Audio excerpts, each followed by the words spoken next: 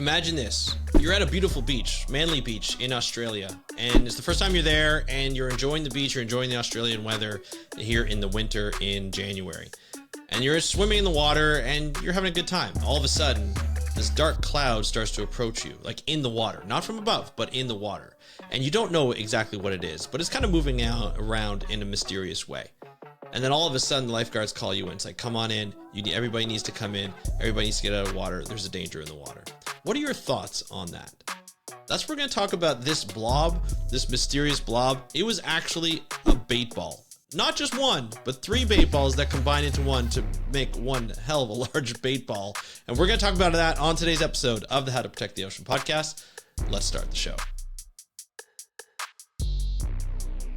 Hey everybody, welcome back to another exciting episode of the How to Protect the Ocean podcast. I'm your host, Andrew Lewin. This is the podcast where you find out what's happening with the ocean, how you can speak up for the ocean, and what you can do to live for a better ocean by taking action. And today we're going to be talking about quite a large bait ball that formed close to shore on a popular beach in Australia called Manly Beach. We're going to talk about why this could have happened and why people were told to evacuate the water to get to safety. We're going to talk all about that on today's episode. Before we do, if you are here to find out more about the ocean, you can do that by not only listening to this episode and other episodes on the podcast, but you can also go to speakupforblue.com. That's our website. We have not only all the episodes for this podcast, but we have Beyond Jaws, we have Fancy Scientists, we have a number of different podcasts that have a variety of episodes all about wildlife, oceans, and how to protect the oceans and sharks and wonderful things. We even have Aquadocs that talks about veterinary science and marine veterinary science. It's really cool. Check it out, speakupforblue.com. And if you want some of that information to come to your inbox, you can do so by signing up for our newsletter. Go to speakupforblue.com/newsletter. You can get access. You just put your email in. I don't share your email with anybody. All you have to do is just put it in and you'll get an email Monday to Friday, 8 a.m. Eastern every day.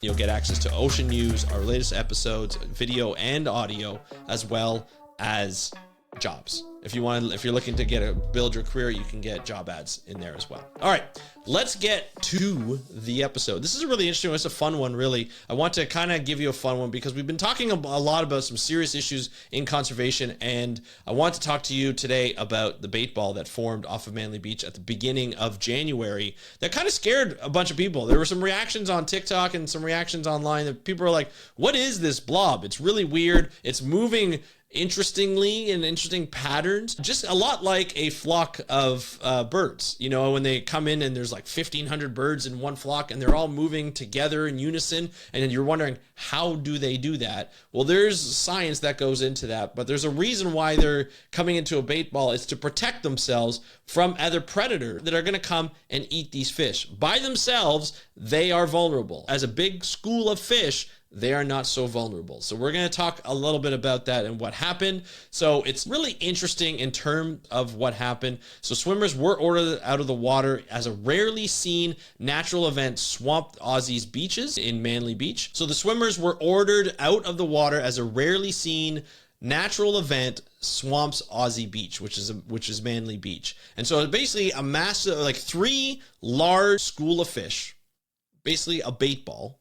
When fish are schooling and they're separated, they have their distance together, and there are predators in the water, they get nice and close and form what we call a bait ball. They're bait for the predators, right? And so it'll all come together, and then the predators will swim around, they'll make this big ball, and then the predators will start to swim through the bait ball and try to eat as many fish as possible. These fish are really tightly squeezed, so maybe some of the on the outside will be injured, maybe they're not, but the ones that are inside are probably the best to survive, that have the best chances of surviving this bait ball. Sometimes the bait balls are all done, there's only a couple fish left, if any. Other times the predators just go away because they had their fill of fish and they can just move on. But that's essentially what a bait ball is, and it's a really interesting phenomenon that goes on in the ocean, and you get to see a lot of different predators, which is why people were evacuated. They were evacuated because these predators come in, and you can have like different species of sharks, you can have dolphins come in, you can have seabirds that are coming from the top, you can have a bunch of different predators, tuna that are coming in, and it's really cool to see, and you oftentimes will see it in a documentary. This footage was actually caught through a drone, And the person who caught it was like, this is amazing. This is what you see on National Geographic, on the BBC, on these documentary channels that are on these channels that have these documentaries on the ocean where you see these bait balls and all the fish that are going through, the seabirds that are diving in, trying to catch as many fish as possible while this bait ball is around.